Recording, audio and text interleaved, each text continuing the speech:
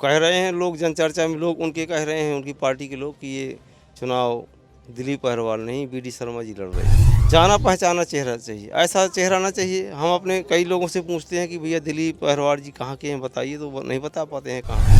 मध्य प्रदेश का जो शासन प्रशासन है वो सब चंद्रा की ओर देख रहा है। हमारे कमलनाथ की जब सरकार थी तो इस रेत उत्खनन पर एक नियम बनाने जा रहे थे वो।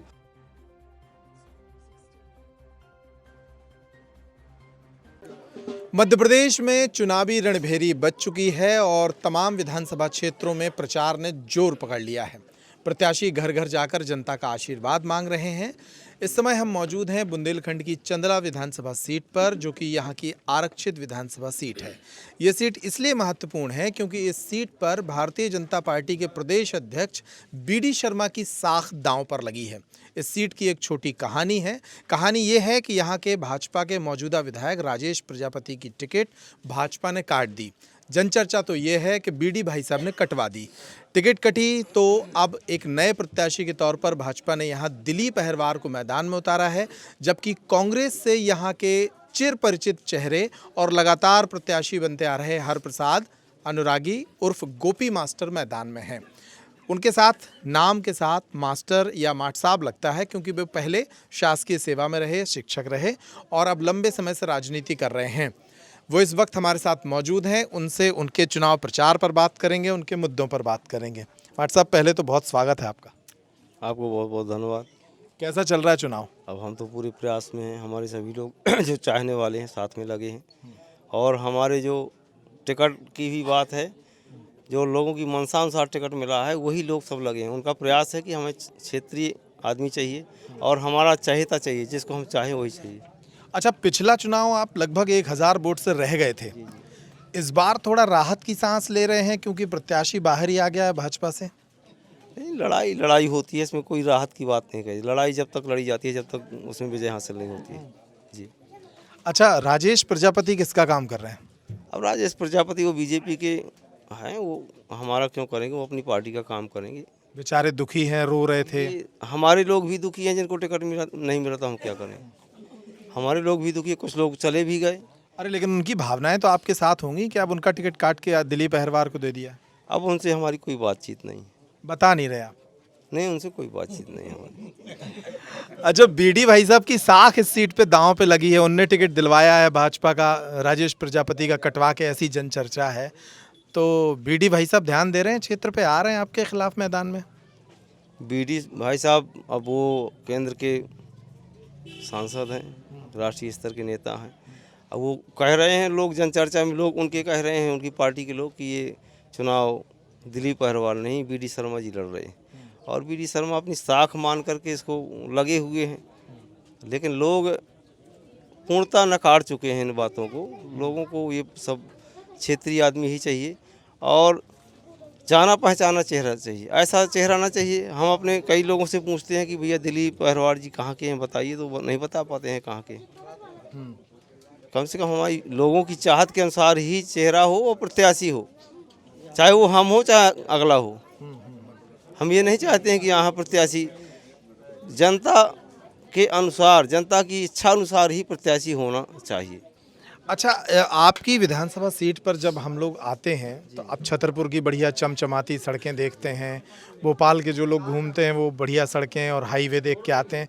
यहाँ चंदला विधानसभा क्षेत्र में आज भी आके ऐसा लगता है कि जैसे किसी बहुत बीहड़ वाले हिस्से में घुस आए हों, काफ़ी पिछड़ापन नज़र आता है। क्या वजह देखते हैं इसकी? वजह ये है कि चंदला में खनिज संपदा के कारण यहाँ से भोपाल तक की नज़रें लगी हैं, शिवराज सिंह जी तक की।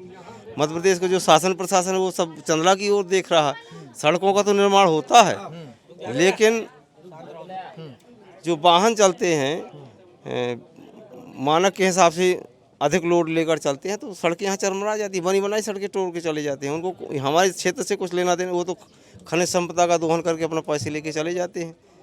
ये पूरा चल रहा है, भारतीय जनता पार्टी का चला ही आ रहा है, अभी भी चल रही है। अच्छा, मध्य प्रदेश की सबसे साफ नदी है केन नदी, जो आपके इलाके से बहती है और वो नदी बहने के कारण यहाँ बड़ी मात्रा में रेत भी आती है। पिछले 10 वर्षों से चंदला क्षेत्र में एक ही कारोबार है जो पूरे मध्य प्रदेश के स्तर पर सुर्खियाँ पाता रहा है, वो है रेत का कारोबार। जो विधायक थे अभी उनका परिवार भी इस कारोबार जिसके कारण काफ़ी विवाद में रहा। गोपी मास्टर कैसे रोकेंगे इस रेत के कारोबार को, या फिर विधायक बनने के बाद खुद ही शामिल हो जाएंगे इसमें? हमारे कमलनाथ की जब सरकार थी तो इस रेत उत्खनन पर एक नियम बनाने जा रहे थे वो, कि जिस मतलब स्थान से या जिस क्षेत्र से जाए तो उसमें कम से उसमें कुछ परसेंटेज जाए जो क्षेत्र के विकास में लगे। लेकिन वो जैसे ही उनका नियम बनाने का काम शुरू हुआ, पहल की उनने, वैसे उनकी सरकार गिर गई। आने वाला समय जो भी होगा तो कमलनाथ का एक नियम होगा उसमें, ऐसा नहीं खनिज का कोई नियम नहीं, उसका भी नियम होता है। ठेकेदारी होगी, उसके भी नियम होंगे, उसका भी जो लाभांश होगा तो हमारे क्षेत्र में के लिए लगाया जाएगा। आप खुद उतरेंगे इस व्यवसाय में कभी? नहीं, हम नहीं कभी, हम जागीर बनाने के लिए नहीं तैयार हैं। हम तो लोगों का प्रेम प्यार चाहते हैं, हमें मोहब्बत चाहिए लोगों से। पैसा क्या करना है, पैसा क्या करेंगे हम, हमारे पास पैसे की मोहब्बत नहीं, लोगों की मोहब्बत है, लोगों की चाहत है। लोगों के प्रति हमारी चाहत ना होती तो आज हमारे 700-500-1000 लोग रोज चलते हैं। लोगों का प्यार सम्मान सब कुछ पैसे से पूरा नहीं हो सकता। प्यार को पैसे से ख़रीदा नहीं जा सकता, मेरा ये मानना है। अच्छा, आपसे आपके इंटरव्यू में ये कम लोग ही पूछते हैं क्योंकि वो चुनावी सवाल पूछते हैं। आप कब शासकीय सेवा में रहे और फिर कैसे सेवा को छोड़ के और नौकरी में और नौकरी को त्याग के राजनीति में आना हुआ, वो थोड़ा बताइए। हम बता रहे हैं क्या है, हम शिक्षक पद पर थे। हमने पहला चुनाव जिला पंचायत का लड़ा, हमारी भाभी इसी वार्ड गौरहार से जिला पंचायत की सदस्य बनी। और एक ऐसे व्यक्ति हमारे जो मतलब राजनीतिक गुरु कहेंगे, आज दुनिया में नहीं है, लेकिन बहुत साफ सुथरे ईमानदार व्यक्ति थे। ऐसे व्यक्ति हमने बिरले देखे हैं। वो उनके साथ रहे, जिला पंचायत सदस्य, उन्होंने हमें अपना पीए बनाया, घूमते रहे। उस समय कुछ जिला सरकार थी, कुछ अलग रुतबा था, हमें भी लगा कि थोड़ा इसमें लगता है कि। कौन थे वो राजनीतिक गुरु? वो हमारे वीर सिंह राजपूत जी थे। जी, जो आज इस समय हमारे बीच नहीं है दुनिया में, लेकिन एक नेक इंसान थे। तो उनको देख के राजनीति का शौक लगा था? हाँ, पहल उन्हीं ने की हमारी, पहल वहीं से शुरू हुई।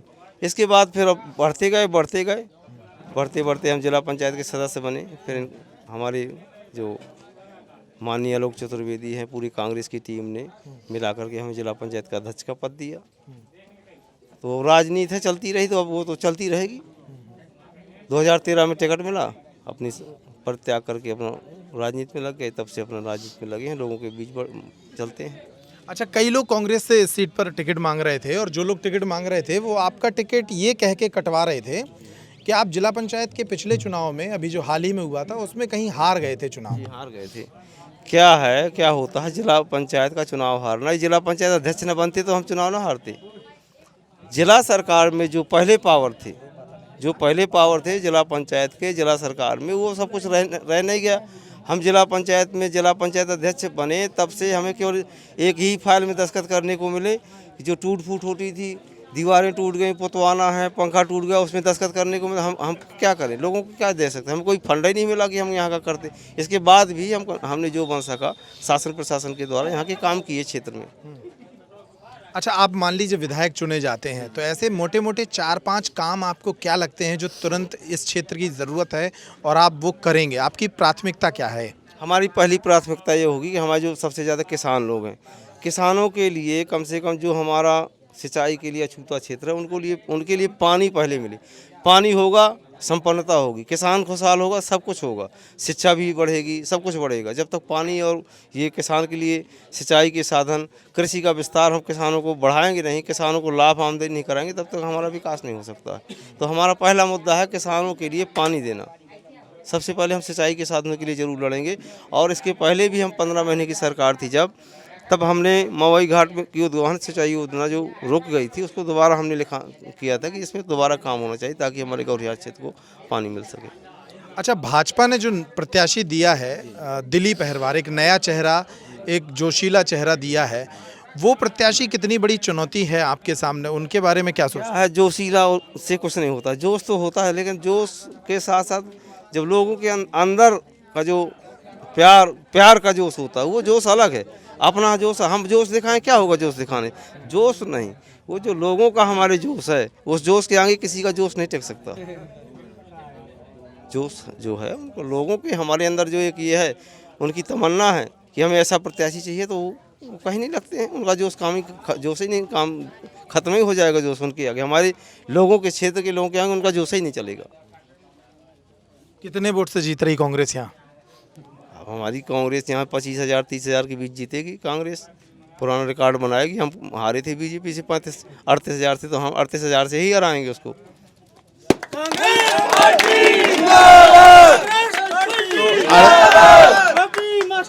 लोग मध्य प्रदेश में अभी कुछ सर्वे आ रहे हैं, सर्वे कह रहे हैं कि प्रदेश में कांग्रेस की सरकार बनने वाली है। भाजपा कह रही है कि ये कांग्रेसी जो है हसीन सपने देख रहे हैं। हसीन सपने नहीं देख रहे हैं लोग, 18 साल से इतने ऊब गए हैं।